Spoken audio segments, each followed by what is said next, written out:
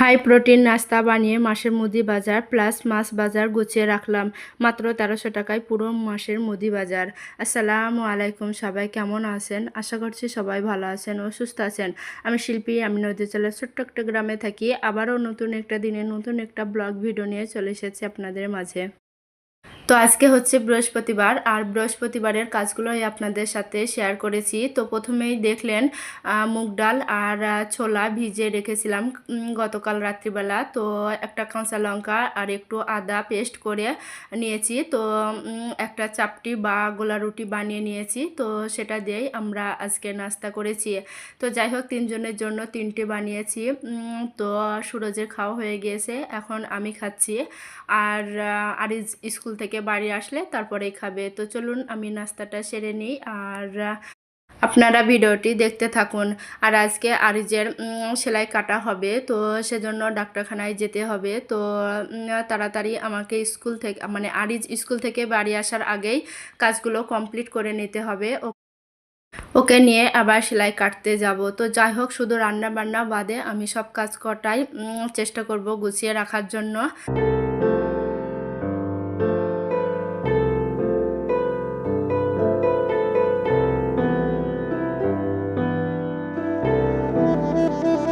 এখন ওই সকাল 8টা মতো বাজে, আর এইদিকে দেখুন ফ্যানটা যেহেতু কিনে এনেছি, তো সুরজ এখন দেখেছে। তো দেখে বলছে যে মা, তোমার চাটা একটু ঠান্ডা করে দিই। তো সেজন্য ফ্যানের হাওয়াটা দিচ্ছিল। আর নাস্তা তো খেয়েছি, মানে প্লেট বাটিগুলো তো মাজতেই হবে। তো সুরজের খাওয়া হয়ে গিয়েছে। দুইজনার কাপ প্লেট একসাথে মেজে ধুয়ে নিব। আর ভিডিওর এ পর্যন্ত কারা আছেন আমি তো জানি না, তবে যারা আছেন প্লিজ একটা লাইক করে সাবস্ক্রাইব করে পাশে থাকা বেল আইকনটা প্রেস করে রাখবেন, যাতে করে আমি নতুন ভিডিও পাঠানোর সাথে সাথেই আপনার ফোনে নোটিফিকেশন চলে যায়, আর আপনি আপনার সময় সুযোগ বুঝে ভিডিওগুলো দেখে নেবেন। আর অলরেডি এই কাজটা যারা করে দিয়েছেন আপনাদের জানাই অসংখ্য অসংখ্য ধন্যবাদ।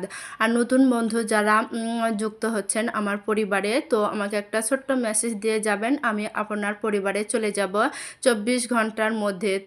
তো আগের ভিডিওতে বলেছিলাম যে আমাদের গ্রামের আশেপাশে যে শাক পাতাগুলো আছে, তো সেগুলো কিন্তু কারোর ব্যারে বা কারোর বাড়িতে, মানে ছোট্ট করে হয় না যে ছোট্ট করে একটু জায়গা আছে, সেখানে হয়তো ওরা চারিদিকে ঘিরে সবজিটা করেছে। তো সেখান থেকেই বলে, মানে ওই বাড়িওয়ালাকে বলে তারপরে নিয়ে আসতে হয়। তো যাই হোক, সেই কারণে মাঝে মধ্যে নিয়ে আসি। আর এগুলো কিন্তু চাইলে, মানে যখনই দরকার হয় তখনই যদি চাওয়া যায় ওনাদের কাছে যে আমি এগুলো নিব, তো বলার আর দরকার নেই, যখন দরকার হবে তখন নিয়ে যাবা। তো যাই হোক, এই তো আমার প্লেট বাটিগুলো মাজা হয়ে গিয়েছে। এখন আমি প্লেট বাটিগুলো ধুয়ে নিব। আর ট্যাঙ্কি পানি যেহেতু কম হয়ে গিয়েছে, তো সেই কারণে মানে এই কলটায় পানি খুবই কম বার হচ্ছে। তো যাই হোক, আবার আমাকে পানি ভরতে হবে। আর যেহেতু আমার মোটরটা খারাপ হয়ে গিয়েছে, তো আপনারা তো জানেন। আর মিস্ত্রিকে বলেছিলাম, তো প্রবাসী বউ হওয়া মানে জানেন কতটা কষ্টের। তার কারণ হচ্ছে যে এসব কাজগুলো বেটা ছেলে মানুষ যখন বাড়ি থাকবে, তখন ওনারা যদি মিস্ত্রিকে বলে বা প্রত্যেক দিন ওনারা যেতেও পারবে। আর আমরা মহিলারা তো আর প্রত্যেক দিন মিস্ত্রির কাছে যেতে পারছি না, তাই না? তো যাই হোক, ওই ফোন করে করে হয়তো বলতে হয়। তো বলছে আজ দিব কাল দিব, দেখি কবে দেয় আর কি। তো যাই হোক, এ তো সাথে বেসিনটাও একটু ভালো করে পরিষ্কার করে নেব।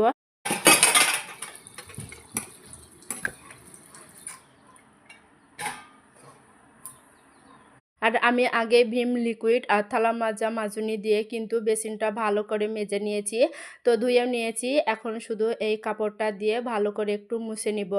আর তারপরে আমি রান্না করব। আর আজকে আমি রান্নাটা একটু দেরিতেই করব। তো যাই হোক, যেহেতু সকালবেলার নাস্তাটা ভারী খাবার হয়েছে, তো সেই কারণে একটু দেরি হলেও সমস্যা নেই। আর এখন তো ভোটের জন্য সুরজের স্কুল বন্ধ আছে, তো যাই হোক, সেই কারণে দেরি হলেও কোনো সমস্যা নেই।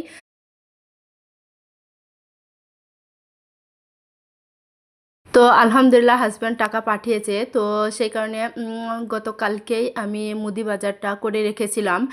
তো গোছানো হয়নি। তো এখন মানে মুদি বাজারটা আপনাদের দেখেও দিচ্ছি আর গুছিয়েও নিয়েছি। তো প্রথমে নিয়েছি 1 কেজি সানলাইট সার্ফ, তারপরে নিয়েছি 1 কেজি চিনি, 200 গ্রাম কলগেট, একটা হারপিক, তো তারপরে নিয়েছি ছোট্ট একটা ডেটল। তো এখন যেহেতু গরমের সিজন, তো 2 ফোঁটা ডেটল পানিতে যদি গোসল করা যায় তাহলে মানে যে চুলকানি টাইপের সেগুলো হয় না, তো যাই হোক কম হয় আর কি। তো তারপরে নিয়েছি 200 গ্রাম নারিকেল তেল, আর নিয়েছি 1 সেট সাবান। তো গলার কন্ডিশন খুবই খারাপ, তবুও ভয়েসটা আমি দিচ্ছি। তো যাই হোক, যেহেতু ভিডিওগুলো তৈরি করা হয়ে গেছে, তো সেই কারণে আমাকে ভিডিওটি পাঠাতেই হবে। তো ভয়েসটা ডিলিট করছি, আবার ভয়েসটা দিচ্ছি। তো যাই হোক এই তো নিয়েছি 2 লিটার তেলের বোতল, আর আলহামদুলিল্লাহ 2 লিটার তেলেই আমার হয়ে যাবে যদি মেহমান না আসে। তো মানে আমার 1 মাসে 2 লিটার তেলটাই লাগে। আর নিয়েছি 500 গ্রাম মুগ ডাল, আর যেহেতু আমার মুসুর ডাল রয়েছে, তো সেই কারণে আমি আর মুসুর ডালটা নিইনি। আর নিয়েছি 1 সেন্ট শ্যাম্পু, নিয়েছি ঘর মোছার জন্য একটা ফিনাইল। আর আমি সাধারণত মানে ফিনাইল দিয়েই ঘরটা মুছে থাকি। আর আমরা হচ্ছে নিম্ন মধ্যবিত্ত ঘরের মানুষ, তো কি করব, কোনো রকম খেয়ে পরে বেঁচে থাকার জন্য যেগুলো লাগে আর কি, সেই কটাই কিনেছি। তো এর বাড়তি কিছু নেই। আর এখানে নিয়েছি কালো জিরার প্যাকেট একটা, আর নিয়েছি থালা মাজা সাবান, তো আর নিয়েছি তো লবণের একটা প্যাকেট। তো এগুলোই আমাদের সাধারণত মানে প্রত্যেক দিন লাগে আর কি, মানে একটা ফ্যামিলিতে কোনো রকম খেয়ে পরে বেঁচে থাকার জন্য।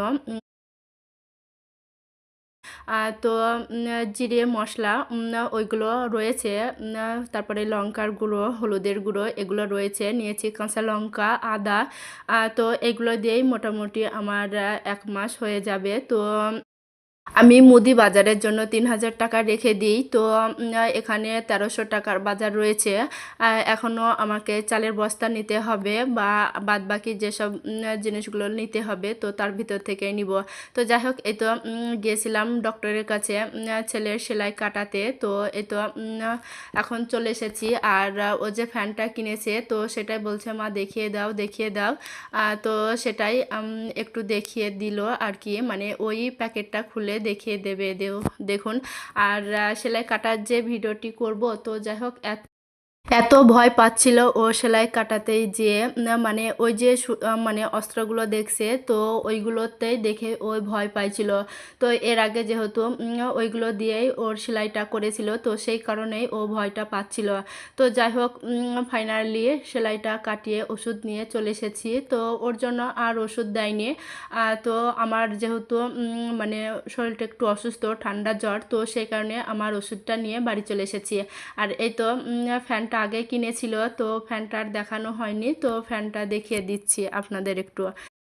আর ফ্যানটা কিনেছি আমাদের পাড়ায় যেসব মেয়ে বাচ্চা আছে, তো তাদের প্রত্যেকের কাছেই ফ্যানটা আছে, আর যার কাছে ছিল না। তো আমাকে শুধু বলতো মা আমাকে একটা ফ্যান কিনে দাও, একটা ছোট ফ্যান কিনে দাও।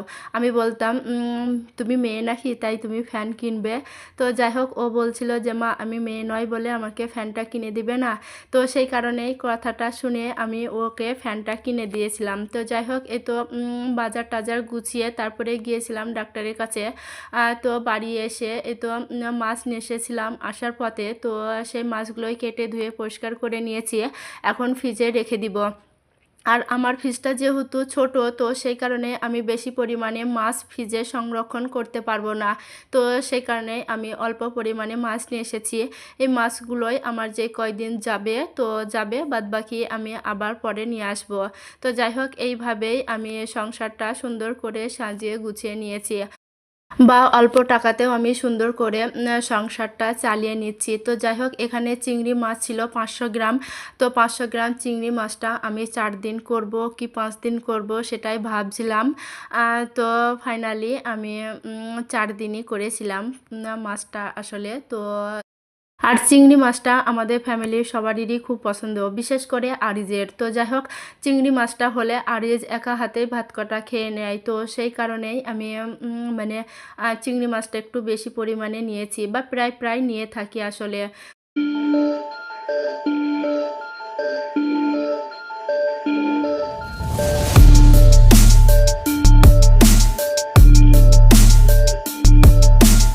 আর এই মাছগুলো খুব একটা যে বড় তাও নয়, আবার খুব একটা যে ছোট তাও নয়, মিডিয়াম সাইজের, বেশ ভালোই হবে।